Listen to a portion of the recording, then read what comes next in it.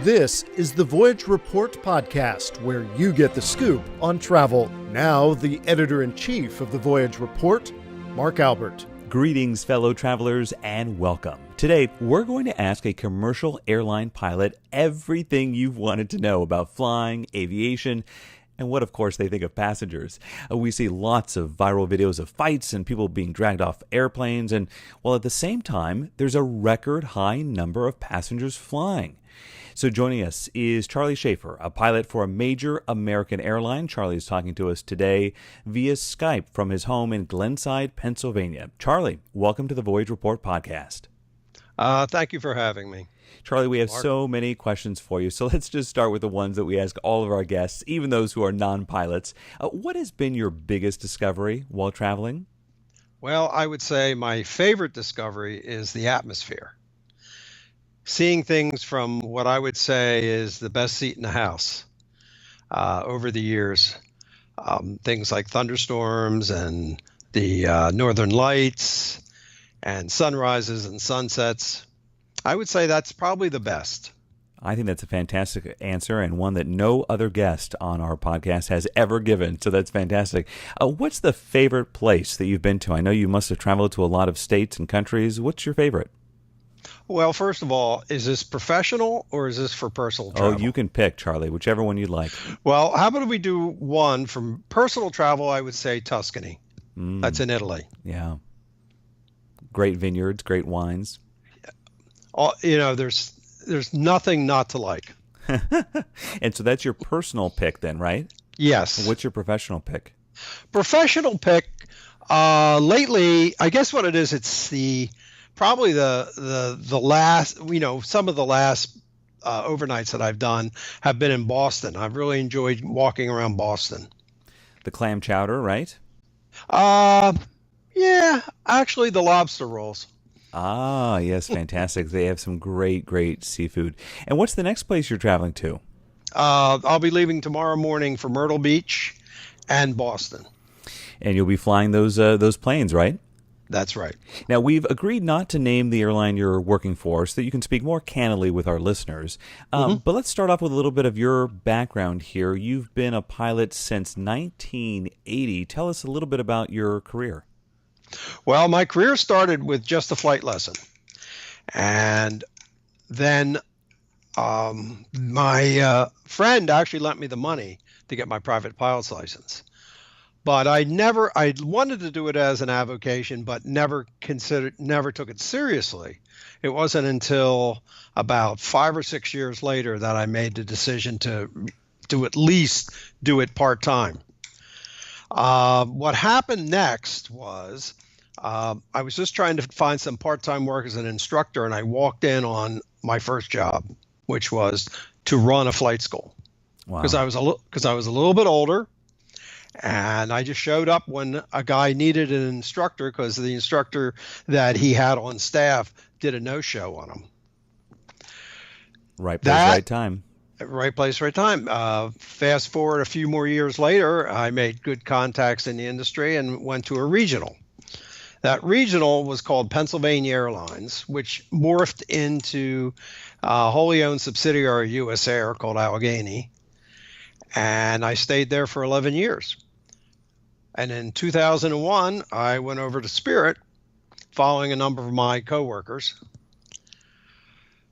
And then 9/11 happened. And what happened then? Well, I was in class, MD-80 systems to be precise, first day, and that was 9/11. And wow. I was laid off for 4 months. We were recalled in January of 2002. And after that, but things weren't going quite as well with the airline. So it took a while before I was able to upgrade. That wasn't until 2007. Yeah, the airlines had a real tough time. A lot of downsizing there during the Great Recession, bankruptcy. I think all the majors declared bankruptcy at one point. They're really a tough time. Right. And then we had the oil crisis, which I was downgraded about 9 months later after I had was able to make captain, and I was able to get back into the left seat and was released to the line 1 week before we had our strike. So I've had a lot of irony in my career. Oh, my goodness. And so now you fly passengers every month, regular passengers like me and our listeners and whatnot. What about it really makes you happy? Why do you enjoy flying? Well, it's actually there are multiple things going on there. One, it's technically, there's a technology aspect of it where you get to deal with, fast moving objects. But also I like the people. I like working with people. And I like working with the crews, and I talk to the passengers, and so on and so forth. So even though we see all these videos these days, you still enjoy it. You like the interaction. Absolutely. So what are the best parts then? Is that part of it, interacting with your customers? Interacting with the customers, interacting with the flight crews, interacting with the ground personnel. It's all part. I mean, there's a larger part to the team to get people from point A to point B than just the pilots. We just happen to be sitting in the front of the airplane. Exactly. What are the not so great parts then? I'm curious. Well, let's see. We can start with late aircraft due to either maintenance or weather delays, days that you were hoping to get done at, say, a normal time and extending almost up to where you are close to timing out. So when passengers are in the back of the bus, as I like to say, and they hear that there is a delay for one reason or another, and it's usually the pilot or the captain announcing that there's a delay, it's not your fault then, right? I mean, you folks seem to have kind of little control over that, whether it's weather or mechanical or air traffic control. It's not really up to you, is it? That is correct. We try to make the best out of it. We try to minimize the delay. I do take my job moving people from point A to point B very seriously.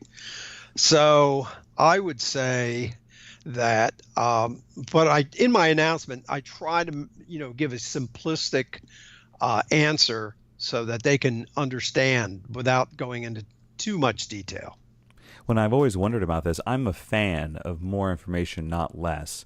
But certainly you don't want to probably tell passengers every single thing that's going on. So how do you craft that message to passengers? What's going through your head? Trying not to scare them. Yeah, right. Yeah, exactly.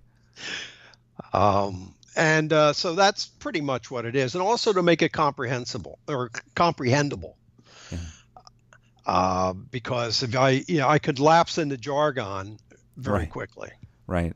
And, I've always wondered this. This is going to show my naivete, so I apologize. But, whenever I notice that we're late when we're taking off on a flight, I always want to just sort of say to the pilot, hey, can you just put the pedal to the metal, just run it to the max speed and let's get there faster. But then again, I suppose it's not up to you there either, right? You have to ask permission to go faster or slower or raise altitude or go lower. The interesting thing about going from point A to point B is that it is very difficult to change the time. Mm-hmm. Because if you increase your speed, you increase your fuel burn. And at the same time, if I look down at the computer, I gained maybe a minute, maybe 2 minutes. Trying to get a more direct route out of air traffic control, I see another minute come off the total. There's very little you can do to change it. So I like to liken it to a person on a highway. And the difference between going 65 miles an hour and 75 miles an hour is negligible until you get around 200 or 300 or 400 miles. So now I've been on domestic and international flights where we seem to be early. You're an hour out or something, and the seat back monitor says that you're going to be, really substantially early. Mainly that's on international flights, though, when it's, pushing 45, 50 minutes. And then I notice that the pilots slow down, that we lose some of that as we're coming in. Is that a factor of the traffic going into that airport that they need to space out the planes more? It's a factor of just the general airspace. In terms of when you start to go lower, you start to go slower. And you have to below 10,000 feet, you're limited to 250 knots. Above that, you can be slowed up by air traffic control, just like you said, to fit into a traffic flow. Also, it depends if there's weather at the airport. Visual approaches are quicker than full instrument approaches due to clouds. And one of the things I didn't know until a couple of years ago is that you made the highway analogy, and that's sort of what it is in the sky. There are these lanes, right, that are Yes. invisible in the sky that you have to follow. Can you tell us about that? Yeah, the airways are usually what your route is predicated upon. And you're given a clearance with that route. And sometimes you can you can straighten out the crooked line, if you will. But many times they have to keep you on the route just to keep you in the traffic flow. And sometimes there's too many airplanes on the route, and everybody has to slow down. And what about these waypoints? Are there waypoints along the way for domestic, or is that mainly international? Oh no, there's waypoints, and many of them are not ground based, but are developed through GPS. Points in the sky that you have to hit. Yes. Fascinating. Wow. So let's talk about a little bit of the news of the day that's been on our screens for the last couple of weeks. Let's start with these viral videos. You know, we saw the passenger dragged off of United. We saw the stroller incident. I think that was on American. Do you find, Charlie, that passengers are more hostile or aggressive than they used to be? Or is it simply a factor of, hey, we all have smartphones now, we all have these cameras, and that we simply are witnessing it more because these cameras have become so prevalent? I would say that the latter. It's because of the cameras that more of these things are showing up. The people haven't really changed. The airplanes have gotten tighter. The seat pitch is getting a little bit smaller. But in general, people are basically as I remember them from the past. I haven't seen a lot of changes. But everybody's got a camera. And then everybody decides to put this stuff out there in social media, and then people form opinions, sometimes without all the facts. Things are taken out of context. Well, you know, as a broadcast journalist now for 20 years, I've always sort of lived by the maxim or the rule that the mic is always on. So when you're at work, do you just sort of assume the camera is always on, that somebody has a smartphone camera that could be recording you? Well, let's put it this way. I try to avoid bad behavior.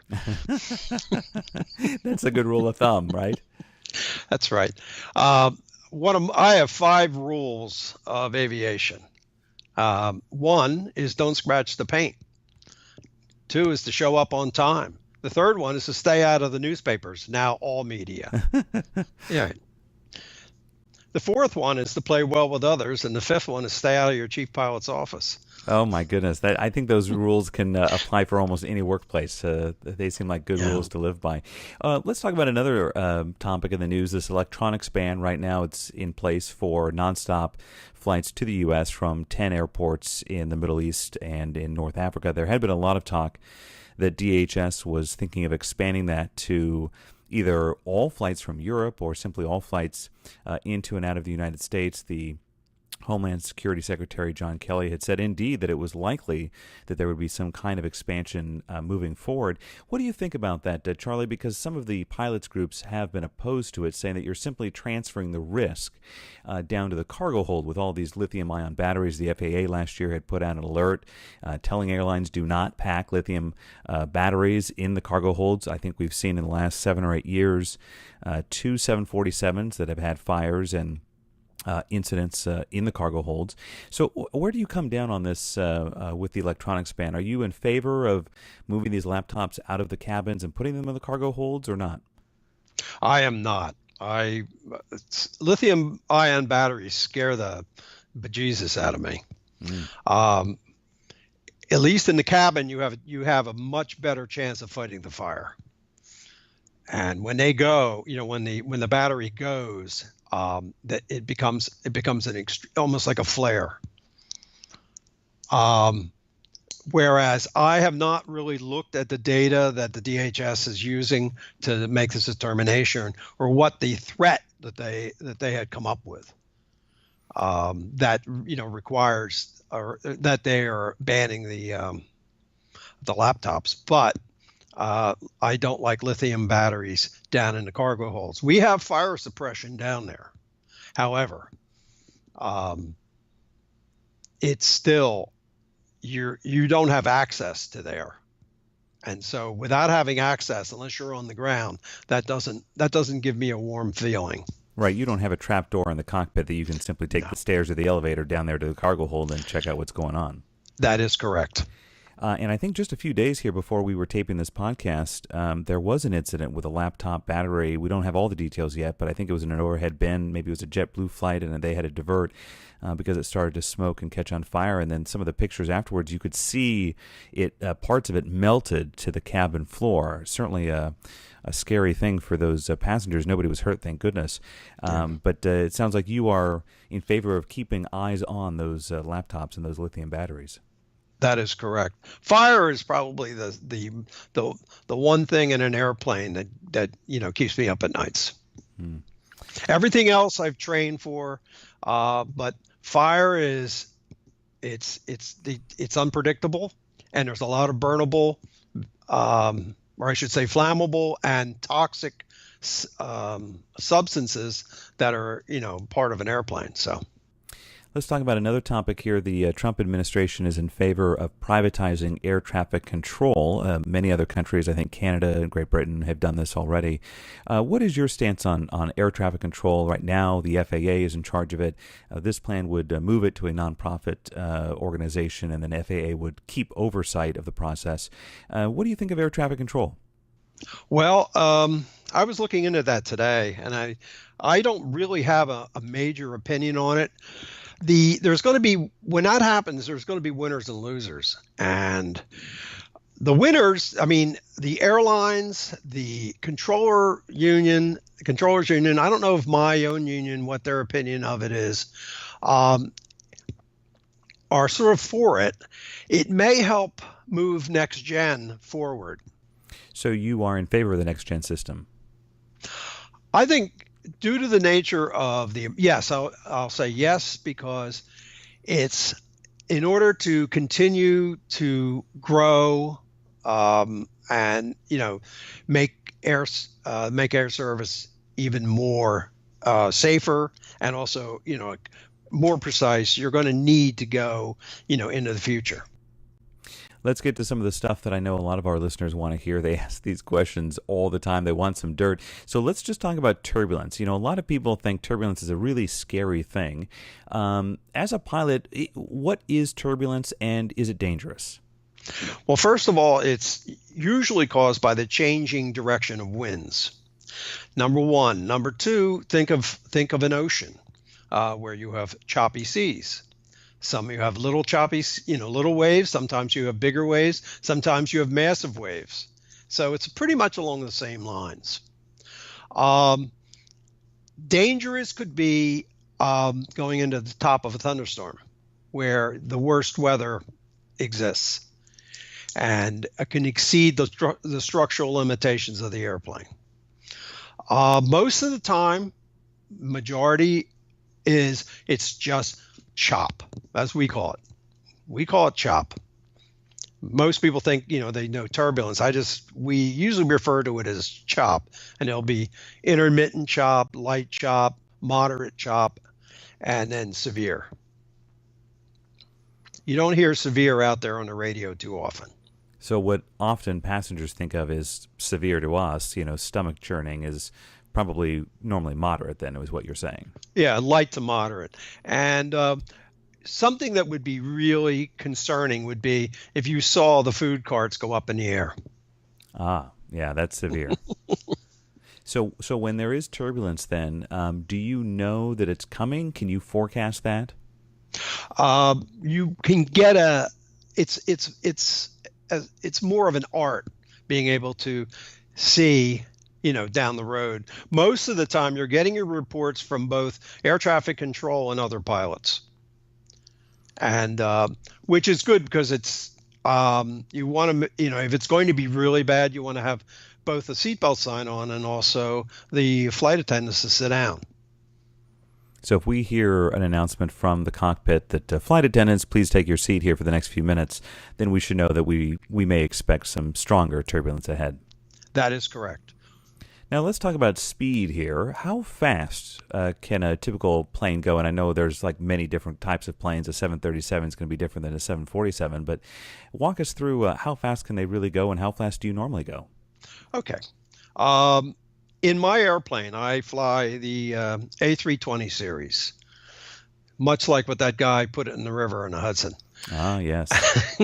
And Miracle on the Hudson. Miracle on the Hudson, right. Sully Sullenberger, yep.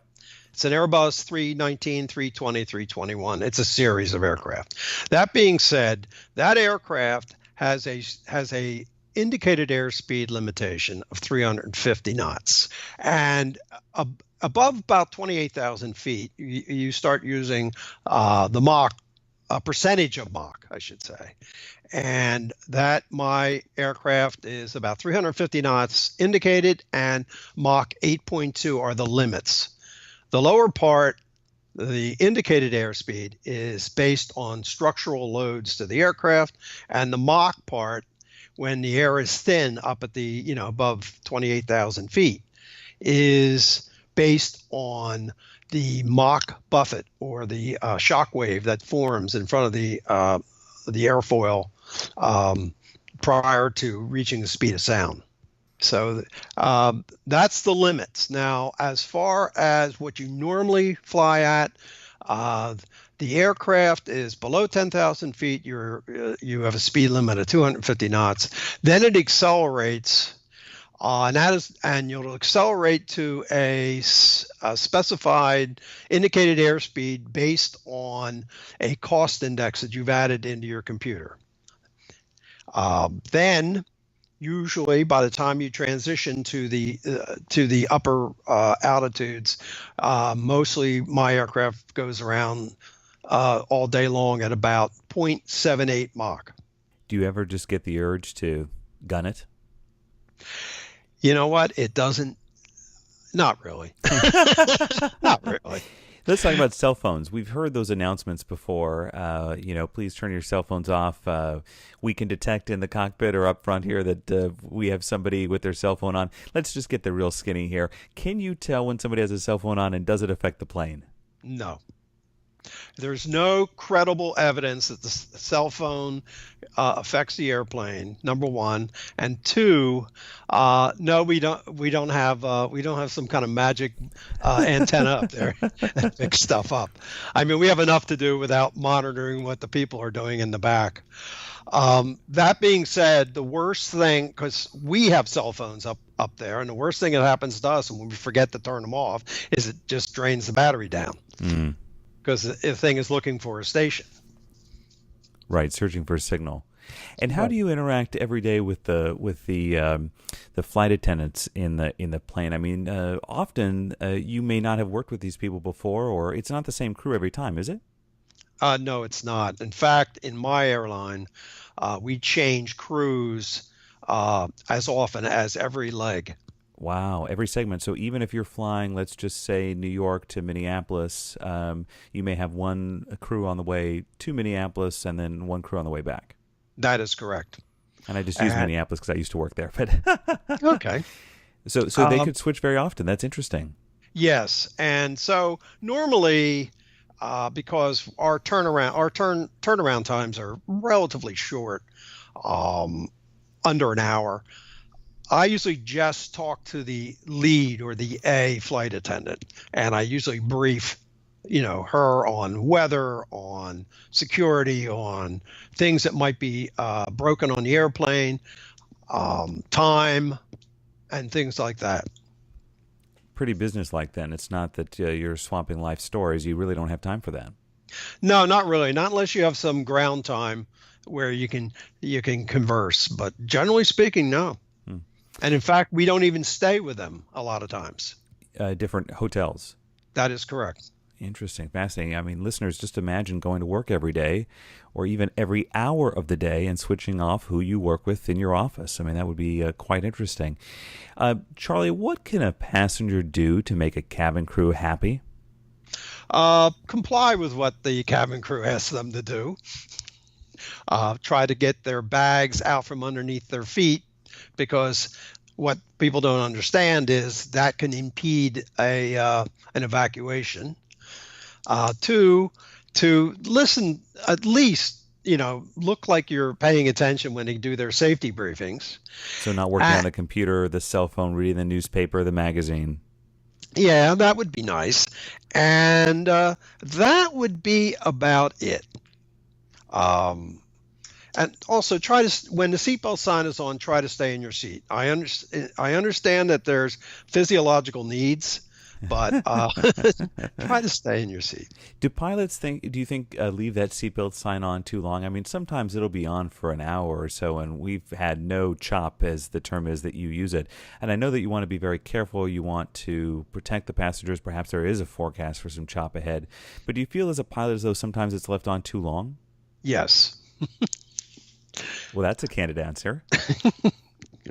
Sometimes, people get busy and they forget about that part.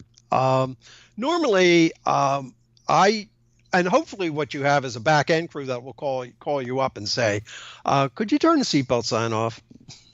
And I think I forgot. Got it. And I asked you what a passenger can do to make a camper crew happy.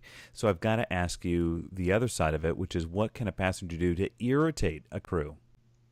Oh, I would say get up to use the facilities while the airplane is taxiing on the ground, about to land, about to take off. That's always good.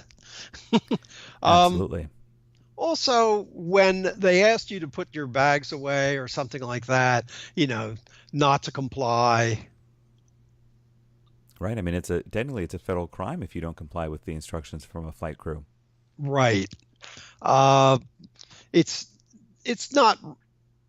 It's very rarely exercised. The person has to be quite belligerent. And what are some myths, Charlie, that passengers or family or friends have asked you through the years about flying and airlines and passengers? Some myths that they ask you about that you just sort of chuckle and say, no, that's not true, or this is the way it really works. Do you have any insider knowledge for us? I don't really recall any. Do you have any myths you want to be debunked? Let me think. I've asked you about a couple of questions that really I've always wondered about. Mainly, can you just put the pedal to the metal when I'm late and make up that time in the air? That was probably my main one. You've been now a pilot, as we said, for over 35 years. How has aviation changed during the arc of your career? I would say there's been an improvement in technology, mostly, for navigation and communication. Which sounds like a good thing. It is. It's a very good thing. The aircraft are becoming even more reliable. When you think of the number of cycles that each aircraft goes through during a day, it's amazing how these things just continue to function without a single hiccup. We did a podcast, I think about 2 months ago. Our listeners might remember City in the Sky. It was a PBS 3-part series. And they went into the bowels of Atlanta International Airport, and they went overseas. And, every single step of the way, from loading the aircraft to the baggage belts underneath, to air traffic control, to the doctors that are on headsets. I think it was in Arizona or somewhere, waiting to deal with medical calls. It was absolutely fascinating. The teamwork, the amount of people that it takes to keep 1 million passengers in the sky every single day was absolutely incredible. You just mentioned, you seem to know when I was talking about the medical people. Have you ever had a call for a medical during your flights? Quite a few times. Back in the day, a lot of times it was up to the captain to make a decision. Now, I'm not a medical personnel. I have no medical training. And to make this decision about having to do a diversion, and that is entirely predicated on a phone call from the back and a possible medical personnel back there that said, oh, this person needs to get on the ground. Whereas now we have this MedLink that takes it out of my hands, which is a blessing. I have had a number of medical problems en route. And what this does is it's also safer for the rest of the passengers. It's like making a diversion is not a happy thing, and it can also be you can put the people into a cancellation if I happen to run into a time limit. I'm limited on the number of hours that I can be on duty, and a diversion could cause that could precipitate that. So how do you make that very difficult call then? Do you allow the nurse and the doctor who is advising you remotely to say, yeah, I think you probably need to divert, this is pretty serious? How do you make that decision? Well, what happens is it's actually a group decision. First, a form comes up from the flight attendants in the back. Many times there's a doctor or there's a medical practitioner back there that will help fill out the form, have a bunch of words, and hopefully they write legibly so I can then repeat it over the radio to a MedLink personnel who then digest the information.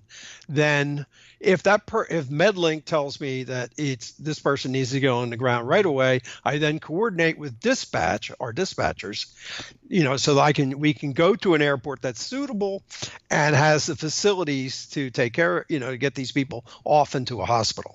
Now, in this series, the PBS series City in the Sky, they went inside of this room, which I think was in Arizona. You may know better than I do. I'm not really sure where it is, to tell you the truth. And they had these nurses and doctors on headsets, and they were talking to planes all over the place. And they did have someone there looking for landing options. They were following a call, and the person on the headset had indicated it was pretty serious. And I did notice them, they showed them looking for alternative airports. Do they initiate that? Are they trying to find you options? Or when you first get that call from the back, do you and your co-pilot start looking for alternatives? I consider alternatives. That's kind of like my job. Always consider the alternatives. Even if that's not going to be the case. My last one was, it ended up being that we went to the destination and medical personnel met the airplane and took the person off, took the person off, and the family went with them, and so on and so forth. Most of the time it's like it's a possible heart issue or something. But I've never had a diversion. You've never diverted? No, things have always been able to, somehow the person, the problem is identified, then somehow the person is feeling well enough to continue, or MedLink says you can continue, or so on and so forth. What do you do with the passenger who, maybe you're standing there at the boarding door and they're coming through and they may confess to you or to the flight attendant that they're a really nervous flyer, or maybe they've never flown ever in their life? How do you deal with that passenger? Do you have something that you tell them to try to put them at ease? I do talk to them. It depends on what they're nervous about, and so on and so forth. Have them come up. I'll bring people up into the cockpit, let them see what it is, the land of magic up there. I'm so sad that unfortunately United and Delta are retiring the Queen of the Skies, the 747. Listeners, that's the one with the hump on top that's used for Air Force One with the 4 engines and just not fuel efficient anymore. And so those are being retired at the end of the year. And I scheduled one flight so that I could be on it late last year and say that I was. And I remember asking the pilots if I could take a look in the cockpit, and they were so friendly. I mean, they actually let me sit down there on the left seat and take a picture, and they were just great. Have you ever flown a 747, and what do you think of the plan to retire these planes that are known as the Queen of the Skies? Well, first of all, no, I've never flown a 747. I'm satisfied flying what I'm flying now. Two, airplanes come and go. I mean, there were some very pretty airplanes like the L-1011, but the thing was a gas hog. And the idea is to save as much fuel as possible. Fuel's a big cost to an airline. And do you get to decide how much fuel is loaded on your plane? To a point. This is usually calculated by a dispatcher. And it's based on a lot of different things. And most of my dispatchers are pretty good. They give me plenty extra because that gives me wiggle room in case something goes wrong. And when you mean extra, Charlie, are you meaning a half hour of flight time, an hour of flight time? Somewhere between around 45 minutes to an hour of extra fuel over and above what they already have anticipated. And that leaves me, that gives me some options. It doesn't happen often, but occasionally weather comes in unannounced. And it doesn't necessarily have to come into the airport. It can come in along the arrival corridor to that airport, which will disrupt things. You may have to fly a route above or below, and obviously that burns more fuel. Yes, around is about it. Yeah, that's the word I'm looking for. Thank you. Around. You're not going up to 60,000 feet. That's 60,000. I don't think so. Yeah. No, my airplane does have a limit of 39,000.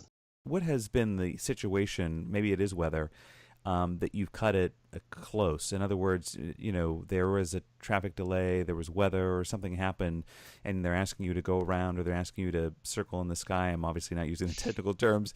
And then, at some point, you just have to tell them, look, I've got to land. I've got 10 minutes of fuel left, right? No, it will never be 10 minutes of fuel. We always have 45 minutes of fuel no matter what. No matter what. So if they ask you to hold and you're like, hey, I'm at 45 minutes, you're landing. That's right. Wow. That is, we have what we call bingo fuel, and it's determined. We usually, when we go into a hold, first officer and I start doing calculations. I send a message to our dispatchers. They send calculations back to me. We come up with a hard time. If I'm in a hold, we have to go somewhere else. And then the dispatcher and I will usually mutually agree upon what airport would both have our facilities, the ones that were actually legal to land at, and two, that they have passenger service facilities that we need them. And how many times does this come up, do you think, a year that you've dealt with? In the last 6 years, I think I've diverted twice. Oh, okay. So that's pretty good for passengers, listeners wondering how often it happens. Yeah. That's pretty good. Yeah. Yeah. And it was all due to unforecast weather, usually thunderstorms. Florida is notorious for pop-up thunderstorms. And most of the time they can be forecast, but sometimes they don't. They're not forecast, in which case then you're going down there with a flight plan for a nice visual for visual conditions, and all of a sudden you've got airplanes stacking up, being held now, and time is eating up, and you only have so much time. Have you ever had to order the evacuation of an aircraft? No, I have not. Fortunately, right? That's correct. And hopefully over the next 3 weeks, nothing like that will happen. And 3 weeks because you are calling it a career? Well, I have to retire. I turn 65 on the 28th of June. And is there a mandatory retirement age? There is a mandatory retirement age. Of 65. That is correct. So you will have spent 37 years then as a pilot. Do I have that math right? Something like that, yes. Yeah, something like that. Are you looking forward to it? Or are you going to miss it? I'm going to miss it. This is a lot of fun. And I will miss it. I'll miss the people. There will be things I won't miss about it.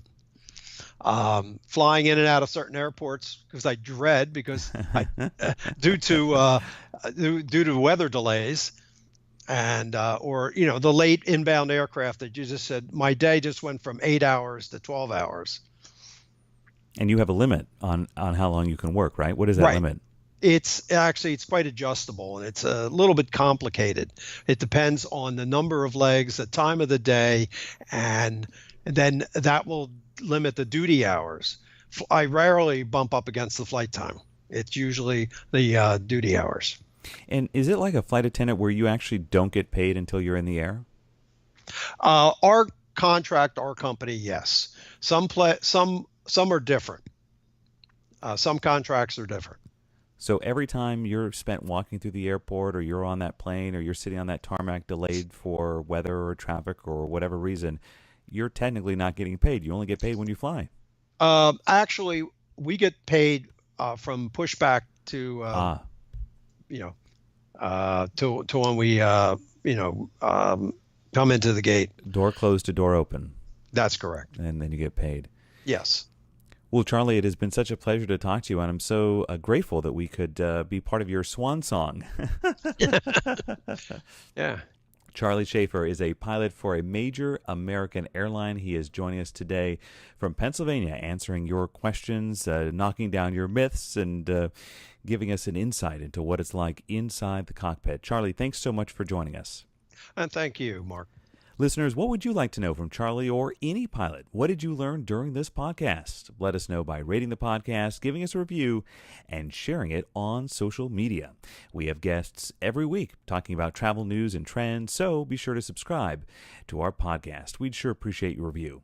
It helps bring more awareness to our journalism and original content. And if you have an idea for a future guest on our podcast, perhaps a flight attendant, please reach out at voyagereport.com and let us know. Thanks for joining us today. I'm Mark Albert. Bon voyage. You've been listening to the Voyage Report podcast. Get the scoop on travel at voyagereport.com.